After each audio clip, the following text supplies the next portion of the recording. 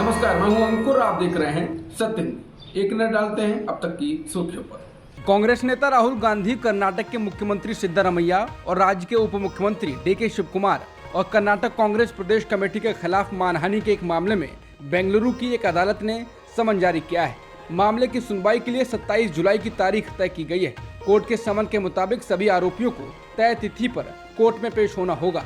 बता दें, बीजेपी की राज्य इकाई के सचिव एस केशव प्रसाद ने 9 मई को ये केस दायर किया था। उनका दावा है कि कर्नाटक प्रदेश कांग्रेस कमेटी के विज्ञापनों में किए गए कथित झूठे दावों की वजह से बीजेपी की छवि को नुकसान पहुंचा है। कर्नाटक विधानसभा चुनाव के दौरान 5 मई 2023 को केपीसीसी ने प्रमुख अखबारों में एक विज्ञापन जारी किया था, जिसमें यह दावा किया गया था कि उस समय की बीजेपी सरकार कथित तौर पर 40% करप्शन में शामिल है और पिछले 4 सालों में राज्य के खजाने से 1.5 लाख करोड़ की लूट की गई है। भारतीय कुश्ती महासंघ के निवर्तमान अध्यक्ष ब्रजभूषण शरण सिंह के खिलाफ यौन उत्पीड़न के मामले में दिल्ली पुलिस गुरुवार यानी 15 जून को चार्जशीट फाइल कर सकती है। इस बीच ब्रजभूषण सिंह ने कहा है कि जब चार्जशीट फाइल होगी और जब उचित समझा जाएगा तब बोला जाएगा। उन्होंने कहा कि चार्जशीट फाइल होने दीजिए, मुझे अभी कुछ नहीं कहना है।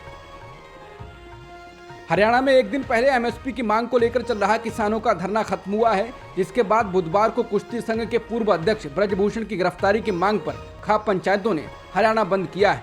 हालांकि खाप पंचायत के द्वारा दिल्ली रोहतक हाईवे पर भारी जाम लगाया हुआ था, जिसे अब खोल दिया गया है। कई घंटे के जाम के बाद झज्जर के उपायुक्त शक्ति सिंह ने खाप पंचायत से बात की, जिसके बाद उन्होंने आश्वासन दिया कि 3 दिन में मुख्यमंत्री से बात करके इसका हल निकलवा दिया जाएगा।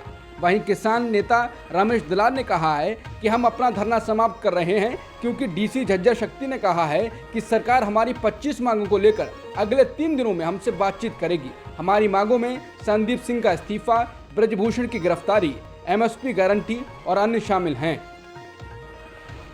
भारत से हर साल हजारों की संख्या में करोड़पतियों का पलायन हो रहा है। बेहतर सुख सुविधाओं की तलाश में एक बड़ी संख्या में करोड़पति देश छोड़कर विदेशों में जाकर बस रहे हैं। एक रिपोर्ट के मुताबिक करीब 6500 हाई नेट वर्थ इंडिविजुअल्स यानी करोड़पतियों के 2023 में भारत से बाहर जाने की संभावना है। ऐसा नहीं है कि बेहद अमीर तबके का हजारों की संख्या में हर वर्ष पलायन सिर्फ भारत में हो रहा है। ये पलायन कुछ और भी देशों में हो रहा है। करोड़पतियों के देश छोड़ने के मामले में भारत से भी आगे नंबर 1 पर चीन है। सबसे ज्यादा संख्या में करोड़पति चीन छोड़कर विदेश जा रहे हैं। तमिलनाडु सरकार के मंत्री सेंथिल बालाजी को चेन्नई की एक अदालत ने मनी लॉन्ड्रिंग केस में 28 जून तक के लिए न्यायिक हिरासत में भेज दिया है। सेंथिल बालाजी स्टालिन सरकार में बिजली और आबकारी मामलों के मंत्री हैं। ईडी ने prevention of money laundering act के तहत बुधवार सुबह उन्हें गिरफ्तार किया था। हालांकि इस गिरफ्तारी के बाद उनकी सेहत बिगड़ गई थी, जिसे देखते हुए इन्हें एक सरकारी अस्पताल में भर्ती कराया गया था। अपने मंत्री की गिरफ्तारी के बाद तमिलनाडु के सीएम एम स्टालिन ने केंद्र सरकार के खिलाफ जबरदस्त हमला बोला है। स्टालिन ने कहा कि 2024 में जनता इसका जवाब देगी। स्टालिन ने इसी बहाने विपक्षी एकता पर जोर दिया है। स्टालिन ने गिरफ्तार मंत्री बी सेंथिल बालाजी से अस्पताल में जाकर मुलाकात की। डॉक्टरों ने सेंथिल की बाईपास सर्जरी की जरूरत बताई, क्योंकि उनकी नसें ब्लॉक हैं। स्टालिन ने एक बयान जारी कर कहा कि ईडी के अधिकारियों ने पूछताछ के दौरान सेंथिल बालाजी को इस हद तक परेशान किया कि उन्हें सीने में दर्द हुआ।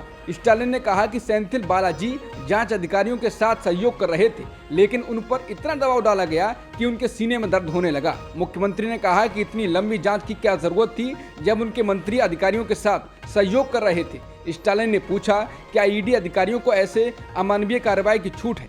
मुख्यमंत्री ने कहा कि जो भी मामला है, सेंथिल बालाजी कानूनी रूप से इसका सामना करेंगे। हम मजबूती से अपने राजनीतिक रुख पर कायम रहेंगे।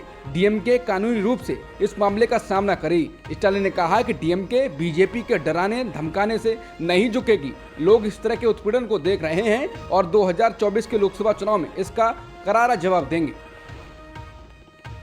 तमिलनाडु के मंत्री सेंथिल बालाजी की ईडी द्वारा गिरफ्तारी को विपक्षी दलों ने बदले की कार्रवाई करार दिया है। उन्होंने कहा कि जिस तरह की बीमार हालत में मंत्री को गिरफ्तार किया गया है वो अमानवीय है। विपक्षी दलों ने कहा है कि उन्हें निशाना बनाने के लिए केंद्रीय एजेंसियों का दुरुपयोग किया जा रहा है। विपक्ष के एक नेता ने कहा कि आखिर क्या वजह है कि केंद्रीय एजेंसियों द्वारा की गई कार्रवाई के 95% मामले विपक्षी दलों से जुड़े होते हैं। कांग्रेस, डीएमके और आम आदमी पार्टी ने इस गिरफ्तारी की निंदा करते हुए केंद्रीय जांच एजेंसियों के दुरुपयोग पर सवाल उठाया है। कांग्रेस प्रवक्ता जयराम रमेश ने कहा कि कांग्रेस पार्टी सचिवालय में घुसकर मंत्री बालाजी के दफ्तर की तलाशी लेने और उन्हें राजनीतिक बदले की भावना से गिरफ्तार करने की निंदा करती है। केंद्रीय एजेंसियों के सहारे भाजपा और केंद्र सरकार विपक्ष को खामोश नहीं कर पाएगी। कांग्रेस ने कहा है कि कांग्रेस अध्यक्ष मल्लिकार्जुन खड़गे ईडी द्वारा तमिलनाडु के बिजली मंत्री सेंथिल बालाजी की देर रात गिरफ्तारी की निंदा करते हैं। ये मोदी सरकार द्वारा इसका विरोध करने वालों के खिलाफ राजनीतिक उत्पीड़न और प्रतिशोध के अलावा और कुछ नहीं है। विपक्ष में हम में से कोई भी इस तरह के निर्लज्ज कदमों से डरने वाला नहीं है। ऑस्ट्रेलिया के बाद अब अमेरिका में भी पीएम मोदी के दौरे से पहले नरेंद्र मोदी पर बनी बीबीसी की विवादित documentary India the Modi question दिखाई जाएगी। बता दें, इससे पहले ऑस्ट्रेलिया में मोदी के दौरे के दौरान बीबीसी डॉक्यूमेंट्री दिखाई गई थी। वहीं अब अमेरिका में 2 मानवाधिकार संगठनों ने बीबीसी की डॉक्यूमेंट्री की स्क्रीनिंग करने का ऐलान किया है। रॉयटर्स की रिपोर्ट के मुताबिक ये स्क्रीनिंग अमेरिका के वॉशिंगटन में की जाएगी।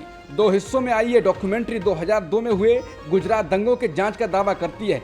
इस डॉक्यूमेंट्री में गुजरात के तत्कालीन सीएम रहे नरेंद्र मोदी की भूमिका को संदिग्ध तौर पर दिखाया गया है। ह्यूमन राइट्स वॉच ने इसकी घोषणा करते हुए कहा, ये डॉक्यूमेंट्री मोदी के दौरे से ठीक पहले इसलिए दिखाई जा रही है ताकि लोगों को यह पता चले कि डॉक्यूमेंट्री को भारत में बैन कर दिया गया है। ह्यूमन राइट्स वॉच और एमनेस्टी इंटरनेशनल ने पीएम मोदी के दौरे से ठीक पहले 20 जून को डॉक्यूमेंट्री की स्क्रीनिंग रखी है।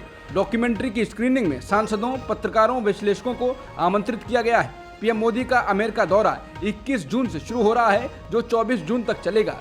बता दें, मोदी सरकार की ओर से बीबीसी की इस डॉक्यूमेंट्री को एजेंडा आधारित प्रोपेगेंडा बताया गया था और देश में बैन कर दिया गया था। दिल्ली के मुख्यमंत्री अरविंद केजरीवाल ने बुधवार को कहा कि केंद्र सरकार ने नया अध्यादेश के जरिए न सिर्फ सुप्रीम कोर्ट के ट्रांसफर पोस्टिंग वाले फैसले को पलट दिया है, बल्कि दिल्ली की सरकार को लगभग खत्म कर दिया है। अरविंद केजरीवाल ने कहा कि इस अध्यादेश में एक प्रावधान है कि अब दिल्ली सरकार के आयोग और बोर्ड का गठन केंद्र सरकार करेगी। उन्होंने सवाल उठाया कि ऐसा है तो फिर चुनाव क्यों करवाते हो। वो दिल्ली में सीपीआई महासचिव डी राजा से मुलाकात के बाद एक प्रेस कॉन्फ्रेंस को संबोधित कर रहे थे। वो केंद्र के द्वारा लाए गए दिल्ली सरकार से संबंधित नए अध्यादेश के खिलाफ उनका समर्थन मांगने पहुंचे थे।